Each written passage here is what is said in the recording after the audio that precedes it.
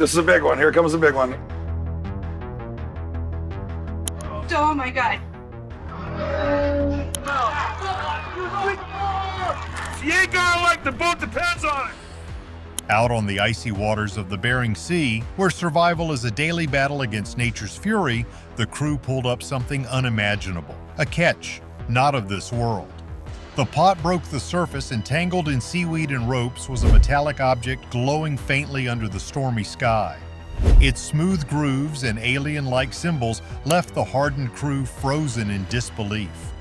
Tune in as this shocking discovery takes a turn no one could have foreseen, unraveling secrets the sea has hidden for centuries. The enigma beneath the waves. It started like any other haul. The team was pulling up their crab pots one after the other with the familiar clanking of machinery and the steady churn of ocean waves. The catches were solid, brimming with fat crabs worth big money. Captain Jonathan, a seasoned veteran of the trade, had been in the game for decades and today felt like another win. The chatter on deck was lighthearted, filled with talk of what they'd do when they got back home. Maybe they'd celebrate with a warm meal or get some much-needed sleep.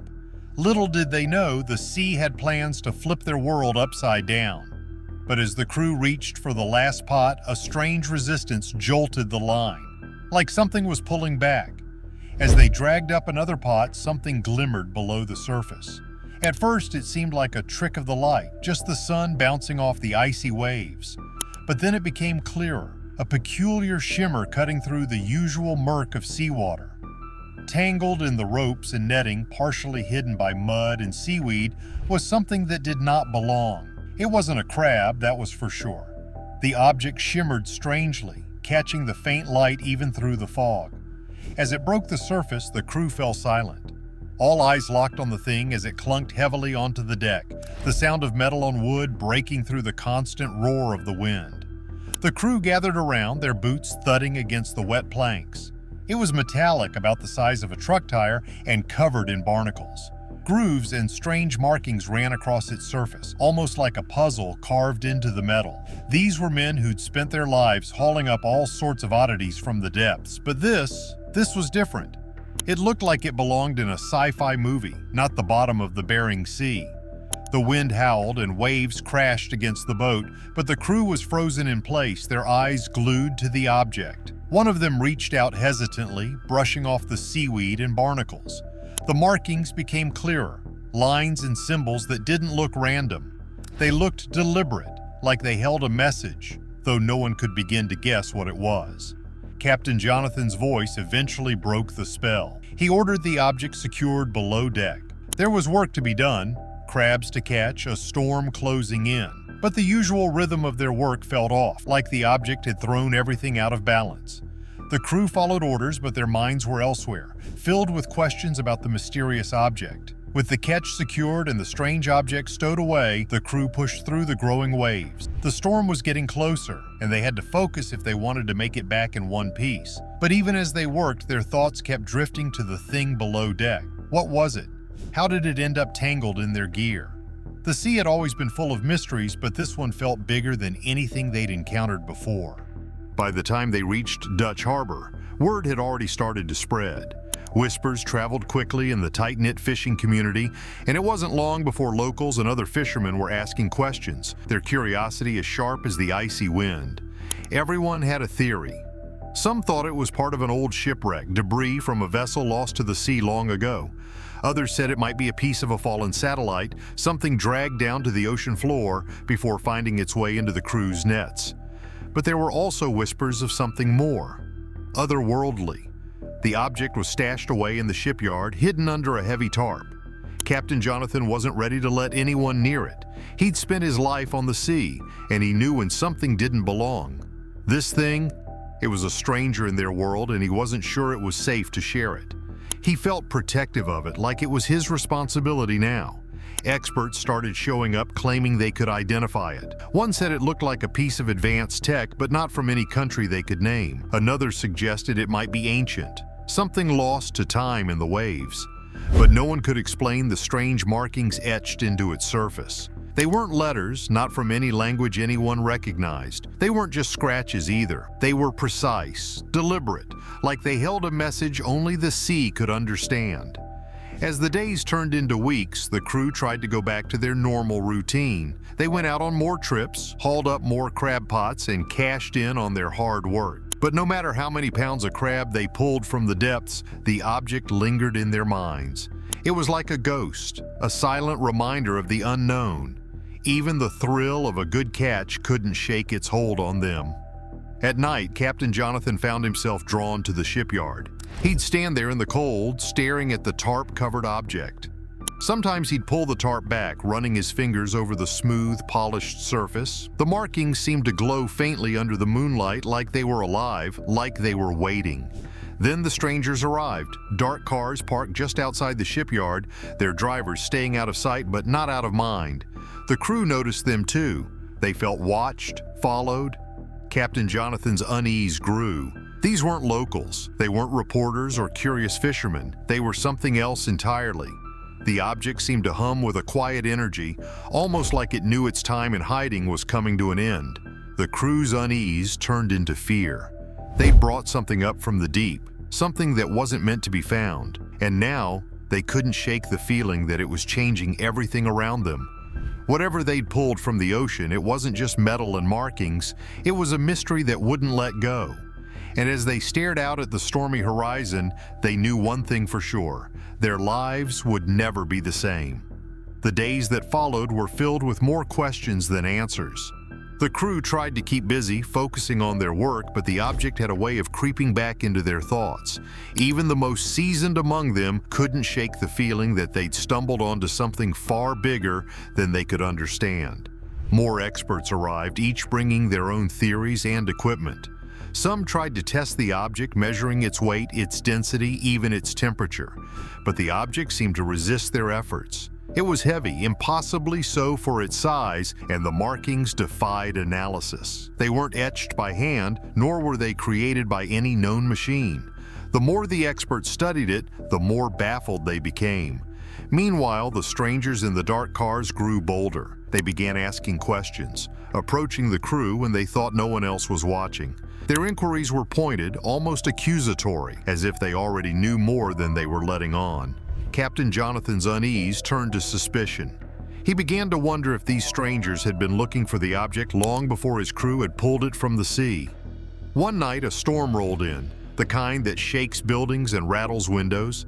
The wind howled through Dutch Harbor and rain lashed against the tin roofs of the buildings. The crew gathered at a local bar, a place they went to unwind after long trips. But the mood was tense, the strange object casting a long shadow over their thoughts. The sea always delivers surprises, but this one was different. An uneasy catch in the depths. As the storm clouds loomed closer, the crew knew they had to focus on the task at hand. There was still crab to catch, and their season's success depended on hitting their target. But the strange object was impossible to ignore. Every time they glanced at it, they felt a mix of fascination and dread. The sea had thrown them plenty of curveballs over the years, but this was something new. And as they worked, the thought lingered in the back of their minds. What else could be out there, hidden in the depths? The object seemed almost otherworldly, as if it didn't belong to this planet. Its smooth surface, intricate carvings, and unnatural weight made it unlike anything they'd ever encountered. It didn't resemble any known piece of equipment or debris, and that made it all the more unsettling. The ocean is vast and largely unexplored, a place where the unexpected can and often does happen. But this was beyond anything the crew could have imagined. Hours passed, but the tension didn't ease. The object remained on the deck, secured but still drawing every eye. The crew's chatter became sparse, their usual banter replaced by cautious glances and hushed conversations. Captain Jonathan, a man known for his steady demeanor, seemed unusually tense.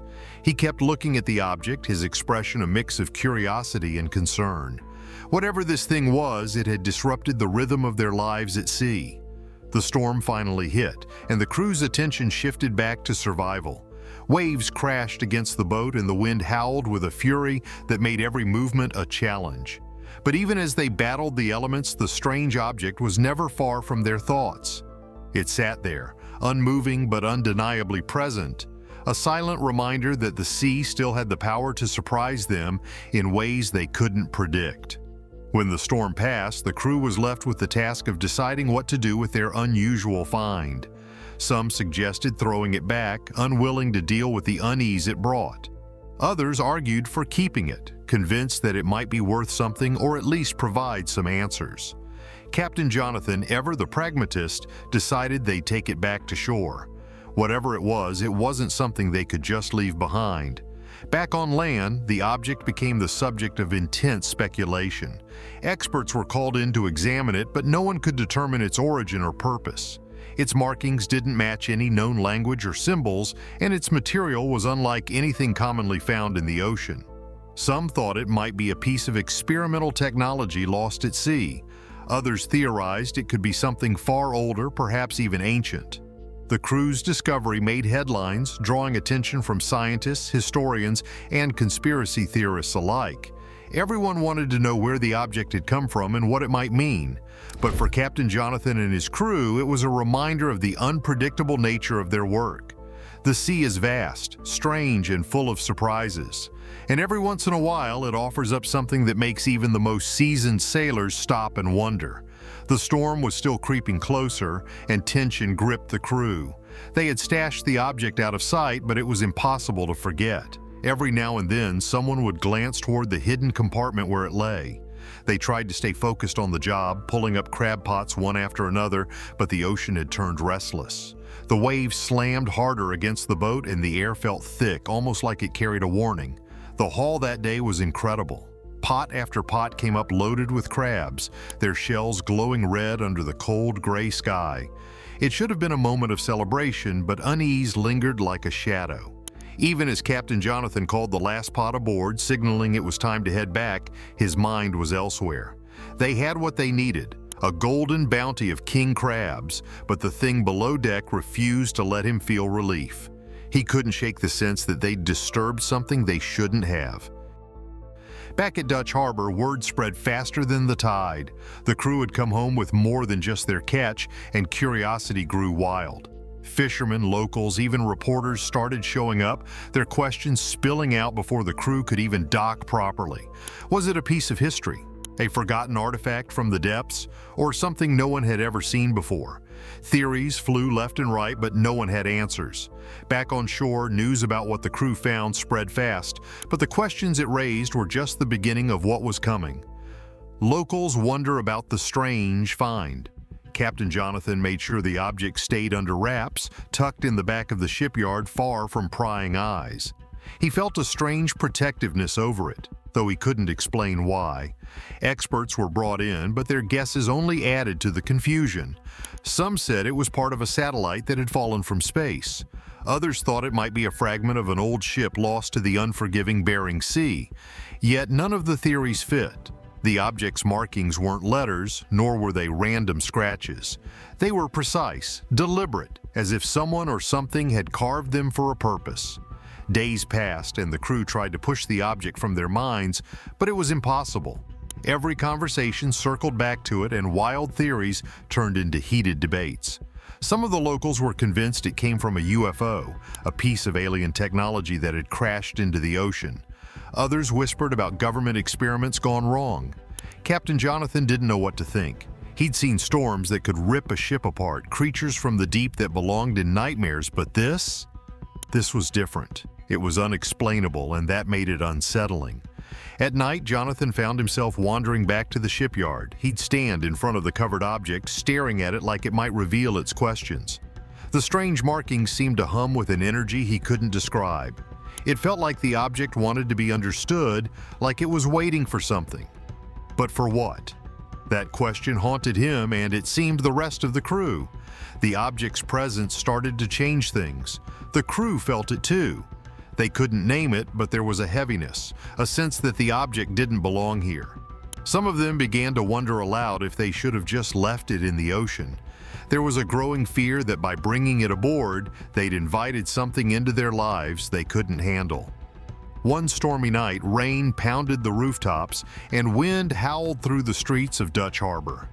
The crew gathered at a local bar trying to shake the weight that had settled over them. They drank and talked, but the mood was grim. What should they do with the object? Some thought they should call in more experts, someone with real answers. Others argued it might be better to leave it alone, to bury it somewhere and forget it ever existed.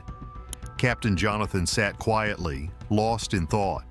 He knew the ocean held things best left undiscovered, but now it was too late. They had it, and he couldn't shake the feeling that it was important, that it mattered in a way he couldn't yet understand. When the bar finally emptied and the storm raged on outside, Jonathan made his way back to the shipyard alone.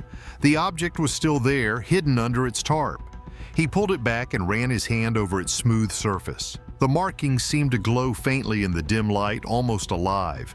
Jonathan knew they had stumbled onto something much bigger than their small fishing world. Whatever it wasn't just a random piece of debris. It had a purpose, and it wasn't finished.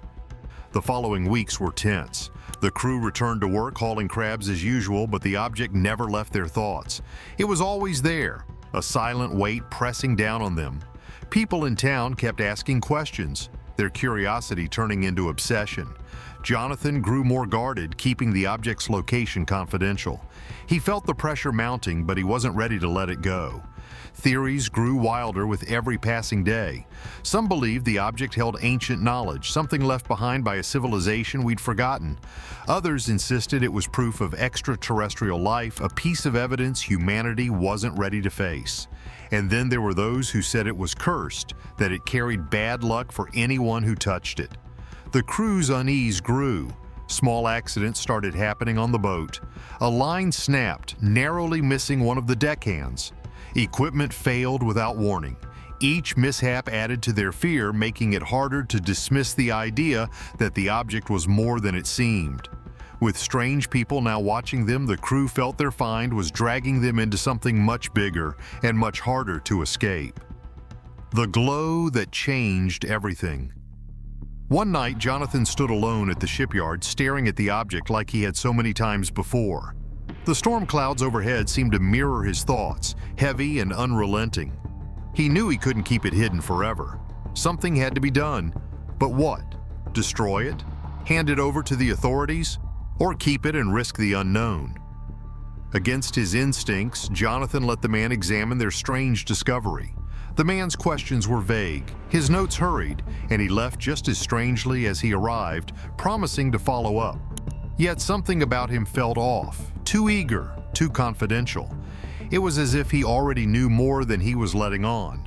Soon after, things started to feel strange. Men in dark cars began to linger near the shipyard. Their presence was quiet but noticeable, as if they were keeping tabs on the crew. The uneasy feeling grew heavier with each passing day.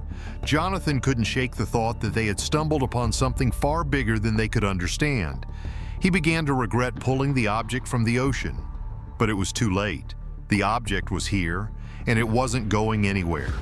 As much as they tried to carry on with their lives, the sense of being watched was impossible to ignore. The crew started to whisper about the cars, about the investigator, and about the strange feeling that trouble was coming.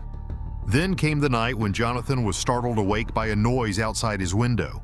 The darkness outside revealed nothing, but the feeling of being watched was suffocating. He knew the object was drawing dangerous attention. By morning, he had gathered the crew to decide their next move. Should they keep it and continue to unravel its questions, or should they hand it over to someone who might be better equipped to handle it? The crew was divided. Some wanted to get rid of it and avoid the growing risk, while others felt they had a duty to uncover its purpose. Ultimately, they decided to keep it, moving it to a hidden location away from the prying eyes of the shipyard. Yet the sense of unease only grew stronger. Days turned into weeks, and the constant tension began to wear them down. They didn't have any answers, only the weight of the object and the unrelenting fear that came with it. The nights were the hardest, filled with restless sleep and a lingering dread that someone was coming for what they had found. Then one night, everything changed. As they were gathered near the hidden object, it began to glow. The faint light pulsing from its surface grew brighter, illuminating the cryptic symbols etched into it. The glow seemed alive, as if the object were trying to communicate something. The crew watched in awe and terror, frozen by the surreal sight. The glow lasted only a few minutes before fading, leaving the crew in stunned silence. Whatever this object was, it was far more than just a piece of metal. Jonathan knew they couldn't handle this alone. They needed real help, experts who could understand what they were dealing with. It wasn't an easy decision, but he made the call to contact the authorities. He explained what they had found, sparing no detail. By the next day, a team arrived in Dutch Harbor. These were not your average officials. They were serious, efficient, and gave no indication of their true purpose. They loaded the object onto a secure truck and drove away without a word of explanation. The crew watched as it disappeared down the road, a mixture of relief and sadness washing over them. Their lives had been turned upside down by this discovery, and now, just like that, it was gone. Slowly, life returned to something resembling normal. The crew went back to the sea, to the familiar rhythm of fishing and waves. Yet the memory of the object lingered. Late at night, under the vast canopy of stars, they would talk about it. Where had it come from? What was it? And most importantly, what would happen to it now? They knew they would likely never get the answers they craved. But in a way, that was okay. They had been part of something extraordinary, something that few people could even imagine. The object had changed them, left a mark that no amount of time could erase. And though it was gone, its story was far from over. And this object is not the only strange thing in the sea. Oceans, stretching as far as the eye can see, have always felt a little too big, a little too deep, and way too mysterious for comfort. People across the world have tried to explain the unexplainable, crafting wild stories of monsters lurking beneath the waves. But what if some of those tales aren't just flights of fancy? Let's dive into the murky waters of sea legends, where truth and fiction tangle like fishing nets. Take the Kraken, for example. Imagine you're on a wooden ship in freezing Scandinavian waters, and suddenly something with tentacles longer than your boat's mast emerges from the deep. Sounds like a sailor's worst nightmare, right? That's how the Kraken, a beast as big as a mountain, was born. While stories had it sinking entire ships, it's likely inspired by giant squids, those deep-sea giants that can stretch over 13 meters long. Rarely seen, their ghostly appearances fueled tales that made sailors' hearts race. Then there's the Leviathan, a creature straight out of ancient texts, described as a monster so massive it could rival the oceans themselves. It's said to be part serpent, part dragon, and all terrifying. Scholars think this legend might have been sparked by something like the Nile crocodile or even a massive whale. Picture someone seeing a crocodile's jaws snap shut or a whale's tail vanish into the waves for the first time. It's easy to see why they'd think they'd met a demon of the sea. How about the Espidachelone? Imagine landing on what you think is an island, only for the ground to move and pull you underwater. This legend of a turtle or whale so huge it fooled entire crews probably came from sightings of whales or even unusual shoals that briefly broke the surface. In a time without GPS, a whale's back in the fog could absolutely look like a new landmass. A tragic mistake, but also a perfect setup for a monster myth. Then we have sirens, those enchanting creatures that made sailors crash their ships with just a song. Originally, they weren't even mermaids, but bird-women hybrids from Greek mythology. Over time, their image morphed into the more familiar half-human, half-fish beings. Manatees or dugongs, with their oddly human-like features, likely fueled these stories. Imagine months at sea, sleep-deprived, and spotting a curious sea cow. Add a splash of loneliness and imagination, and suddenly you're writing home about a dangerous beauty singing from the rocks. Now, let's swirl into Charybdis, a name that practically screams whirlpool of doom. In Homer's Odyssey, she was a monster living in a strait, swallowing everything in her path. This might actually come from natural whirlpools or strong tidal currents. Back then, no one had a science book explaining these phenomena, so why not blame a sea beast? Jormungandr, the Norse Midgard serpent, wraps around the entire world, or so the legends say. It's supposed to rise up during Ragnarok, the Norse version of the apocalypse. Real-life sightings of enormous serpentine creatures, like the oarfish that can reach 11 meters long, probably gave this myth its scaly roots.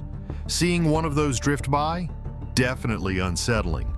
Ever heard of the Croin? This Scottish sea monster is said to be the biggest creature ever, disguising itself as a small fish to trick fishermen. When they got too close, it would reveal its true terrifying form. This could stem from something as simple as observing predatory fish like anglerfish, which lure prey with glowing appendages in the dark depths of the ocean. Japan's umibozu takes a different approach to terror. Instead of dragging you under, this ghostly sea spirit, often described as having a round, bald head, just appears out of nowhere to wreck your day. Some say it might be based on basking sharks, which can loom large in the water with their strange humanoid silhouette. In the sunny Caribbean, people tell tales of the lusca, a part shark, part octopus hybrid that haunts underwater caves and blue holes. It's not hard to imagine how encounters with creatures like the tiger shark or even giant octopuses inspired this myth. Blue holes are mysterious enough without throwing a monster into the mix. The bakunawa from the Philippines is a little more cosmic. This dragon serpent is said to swallow the moon, causing eclipses. While its aquatic ties are strong, the legend might have started from real sightings of large snakes swimming in the ocean.